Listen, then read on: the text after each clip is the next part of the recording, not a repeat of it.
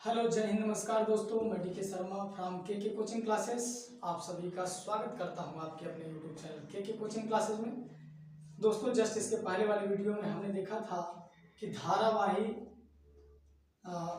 चालक में लगाया गया जो अमीटर होता है वो क्या बताता है। ठीक, तो पहले वाले वीडियो में हमने पढ़ा कि धारावाही चालक का अमीटर में रूपांतरण। उसमें बताया था हमने कि धारामापी किसी भी चालक में बह रहे धारा की उपस्थिति को बताता है, जबकि उसमें लगा अमीटर भी एक धारामापी ही होता है जो ये बताता है कि धारा की प्रबलता कितनी है। अर्थात अमीटर एक ऐसा यंत्र है जो किसी चालक में बह रहे धारा की प्रबलता को बताता है और सीधा एम्पीयर में मापता है। आज हम लोग ये पढ़ेंगे कि धारामापी का वोल्टमीटर में रूपांतरण कैसे किया जाता है। धारा मापी का वोल्ट मीटर में रूपांतरण। इसमें 2 से 3 पॉइंट आपको पहले याद रखना है कि वोल्टमीटर क्या होता है। पहली चीज, वोल्टमीटर को किस क्रम में जोड़ते हैं, फिर धारामापी को वोल्टमीटर में कैसे रूपांतरित करते हैं, फिर वोल्टमीटर का अपना प्रतिरोध कितना होता है। तो देखिए कितना होना चाहिए।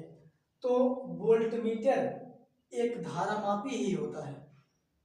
वोल्टमीटर को हम समांतर क्रम में जोड़ते हैं या वोल्टमीटर को हम चालक के उन दो बिंदुओं के बीच समांतर क्रम में जोड़ते हैं जिन दो बिंदुओं के बीच हमको विभवांतर की गणना करनी होती है। ठीक, अब आपको ये याद रखना है कि वोल्टमीटर का प्रतिरोध कितना होता है, तो अति उच्च होता है। कितना होना चाहिए, आदर्श वोल्टमीटर का अपना प्रतिरोध कितना होना चाहिए, तो अनंत होना चाहिए। अब पढ़ेंगे धारामापी का वोल्टमीटर में रूपांतरण कैसे किया जाता है। तो धारामापी अर्थात गैल्वेनोमीटर के साथ एक अति उच्च प्रतिरोध वाले चालक तार को जोड़ करके हम धारामापी का वोल्टमीटर में रूपांतरण कर लेते हैं। यहाँ चित्रानुसार आप देखेंगे, मान लीजिए हमारे पास एक क्या है, ये गैल्वेनोमीटर है जिसका अपना प्रतिरोध क्या है, कैपिटल जी है, और इसमें आई धारा प्रवाहित हो रही है। इसी में हम श्रेणी क्रम में एक अति उच्च प्रतिरोध वाला चालक तार जोड़ देंगे और जैसे ही जोड़ दिए ये धारामापी का वोल्टमीटर में क्या हो गया, रूपांतरण हो गया। अब आपको एक बात ये पता है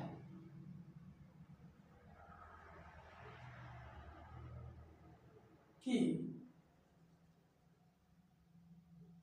अगर हम यहां से यहां तक देखें तो इसका विभवांतर मान लीजिए क्या होगा, Vg होगा, और यहां से यहां तक देखें तो इसका विभवांतर मान लीजिए कितना होगा, Vr होगा। अगर इस पॉइंट ए से इस पॉइंट बी तक कुल विभवांतर देखें तो कुल विभवांतर क्या होगा, आप मान लीजिए ए से बी बिंदु के बीच का कुल विभवांतर कितना होगा, तो आप कहेंगे V equal to Vg plus Vr होगा, Vg प्लस Vr होगा। ये बात क्लियर। अच्छा, अगर हम इसी को V इक्वल टू IR के पदों में लिखें तो Vg को क्या लिख सकते हैं, ये हो जाएगा V इक्वल टू Vg को लिख देंगे कि इसमें प्रवाहित धारा I है, I, और ये इसके लिए गैल्वेनोमीटर के लिए जो प्रतिरोध है वो G है, Ig हो गया, प्लस Vr की बात करें तो इसकी बात हो रही है, इसमें प्रवाहित धारा क्या, और इसके लिए प्रतिरोध क्या है, R, तो ये आपका क्या हो जाएगा, R हो जाएगा। फिर यहाँ आपको ये ध्यान देना है कि हम Ig इधर प्लस में है, उधर लेके जाएंगे माइनस में हो जाएगा, तो V माइनस Ig हो गया, बराबर यहाँ बचेगा क्या, IR।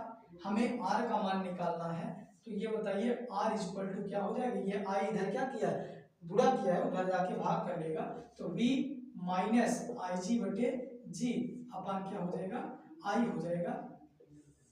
ये यही आपका क्या है, आप कहेंगे इसी उच्च प्रतिरोध को हम गैल्वेनोमीटर के साथ श्रेणी क्रम में जोड़ करके धारामापी का वोल्टमीटर में रूपांतरण कर सकते हैं। समझ आ गया। अच्छा, इसी को और कैसे लिखा जा सकता है, तो इसको हम r बराबर लिख सकते हैं v बटे आई माइनस आई जी बटे आई। तो आई से आई काट सकते हैं, r बराबर v अपान आई माइनस जी ऐसे भी लिखा जा सकता है।